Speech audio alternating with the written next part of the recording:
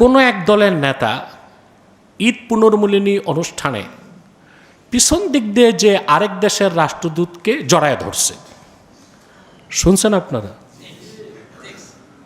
জড়ায় ধরার পর ওই যে বিদেশি রাষ্ট্রদূত তার আবার কাতুকুতি শুরু হয়েছে। এখন সোশ্যাল মিডিয়াতে ট্রল হবার পরে ওই নেতা আবার বলতেছে আমি তো সুন্নতের আমল করছি। নাউজুবিল্লাহ মিন যালিক। নেতা যদি বলতো যে আমি কৌতুক বশত করছি তাহলে সমস্যা ছিল না, কিন্তু একটা কৌতুক বা বেসরা কাজকে যদি সুন্নত বলা হয় তখন তা আঘাতটা ইমানের উপর আসে। সুন্নত হচ্ছে কোলাকুলি। সুন্নত কি?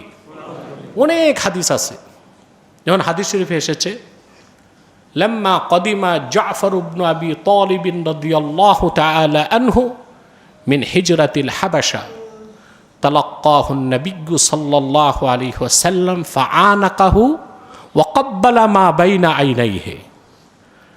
জাফর রাদিয়াল্লাহু তাআলা আনহু হাবাশায় হিজরত করছিলেন। তিনি যখন হাবাশা হিজরত থেকে ফিরে আসছেন, আল্লাহর হাবিব সাল্লাল্লাহু আলাইহি ওয়াসাল্লাম তার সাক্ষাৎ করলেন, তার সাথে কোলাকুলি করলেন আর তার দুই চোখের মাঝখানে চুমু দিলেন। এটা সুন্নত। এটা কি?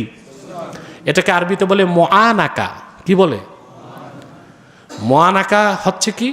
ইলতিকাউল উনকাইন, গর্দানের সাথে গর্দান মিলানো। আবু হানিফার মতে সিনাটাও লাগবে না, সিনাটাও একজনের গর্দান আরেকজনের। কথা বলেন না ভাই, এটার নাম মুআনাকা। পিছন দিক দেওয়া যায় জড়ায় ধরলে এটা কি মুআনাকা হয়? দুইটা বিষয়। এক, মুআনাকার সুন্নত পালন করতে হলে প্রথম শর্ত দোনো ব্যক্তিকে মমিন হতে হবে। মমিন যদি কাফেরের সাথে গর্দান মিলায় সেটা মুআনাকা হবে না।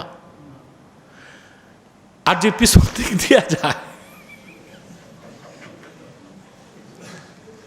সেটা তো কোনোভাবে মুআনাকা হবে না।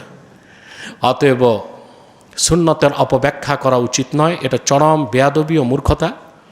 এটার জবাবটা দেওয়া উচিত ছিল যে আমি একটু কৌতুক করছি। কি বলেন? আল্লাহ আমাদেরকে হেদায়েত করুক। ওয়াখির দাওয়ানা আলহামদুলিল্লাহি রাব্বিল আলামিন।